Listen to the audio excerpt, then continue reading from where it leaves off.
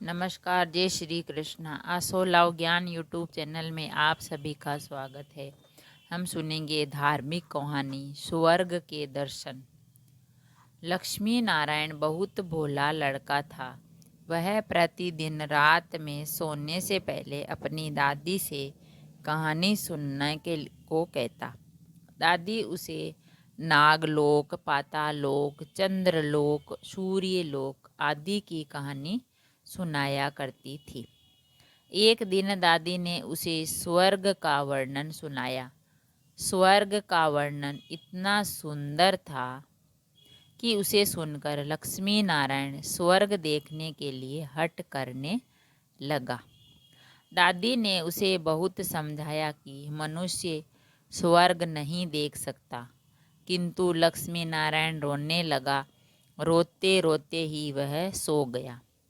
उसे स्वप्न में दिखाई पड़ा कि एक चमचम चमकते देवता उसके पास खड़े होकर कह रहे थे, बच्चे, स्वर्ग देखने के लिए मूल्य देना पड़ता है। तुम सर्कस देखने जाते हो तो टिकट देते हो ना? स्वर्ग देखने के लिए भी तुम्हें उसी प्रकार रुपए देने पड़ेंगे।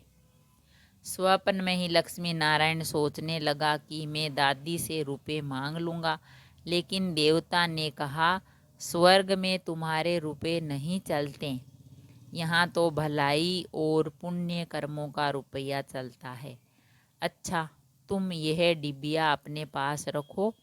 जब तुम कोई अच्छा काम करोगे तो इसमें 1 रुपया आ जाएगा, और जब कोई बुरा काम करोगे तो 1 रुपया इसमें से उड़ जाएगा।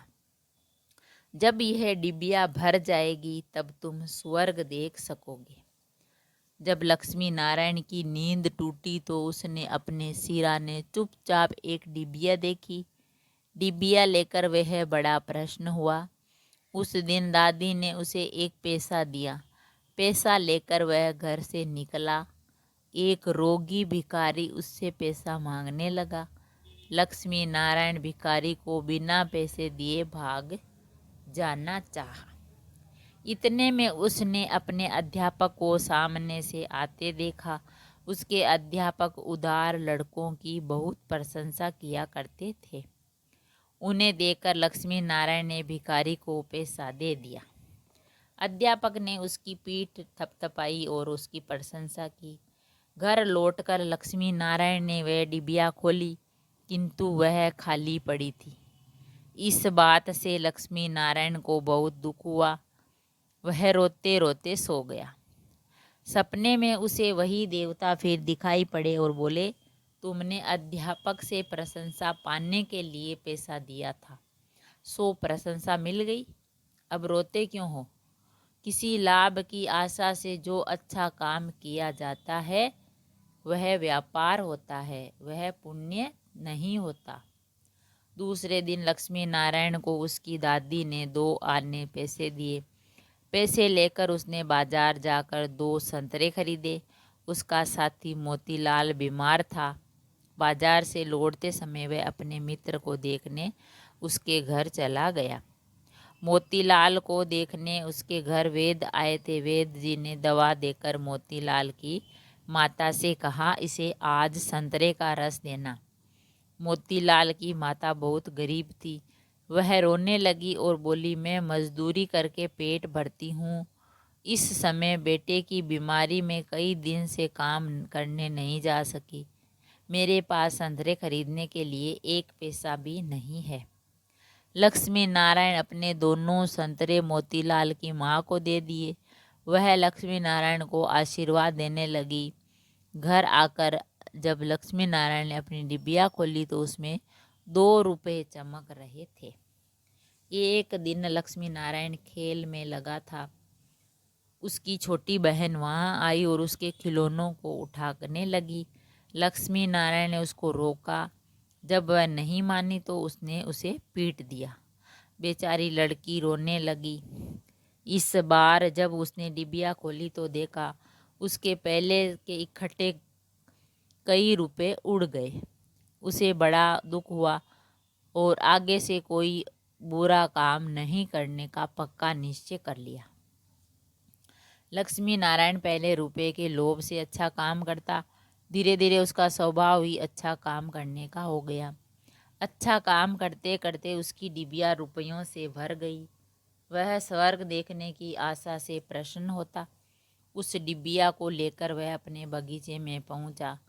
लक्ष्मी नारायण ने देखा कि बगीचे में पेड़ के नीचे बैठा हुआ है एक बूढ़ा साधु रो रहा है। वह दौड़ता हुआ साधु के पास गया और बोला, बाबा आप क्यों रो रहे हो?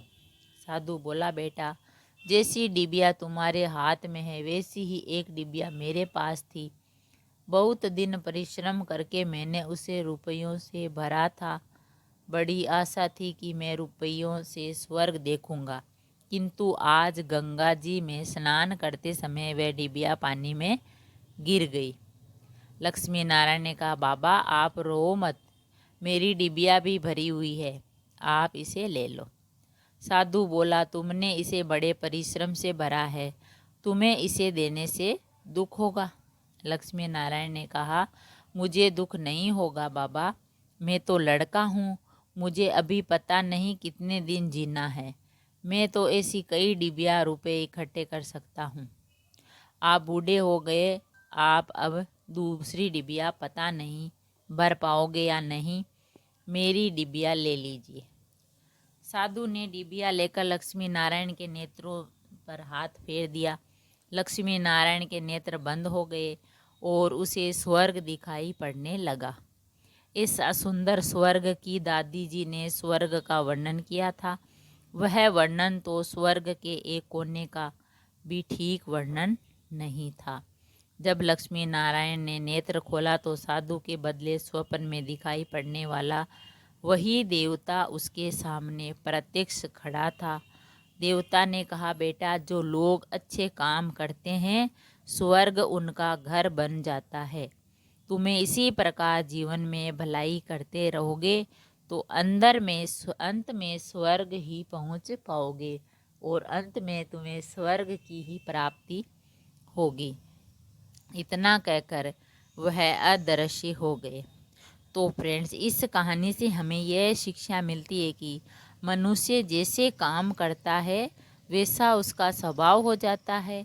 जो बुरे काम करता है उसका स्वभाव बुरा हो जाता है, उसे फिर बुरा काम करने में ही आनंद आता है। जो अच्छा काम करता है उसका स्वभाव अच्छा हो जाता है, उसे बुरा काम करने की कोई बात भी बहुत बुरी लगती है।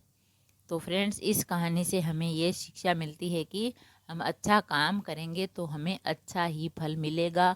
उस लड़के ने अच्छा काम किया, भगवान की बात मानी तो उसे स्वर्ग के दर्शन हुए। वो स्वयं स्वर्ग चला गया और भगवान का विष्णु के उसको साक्षात दर्शन भी हुए।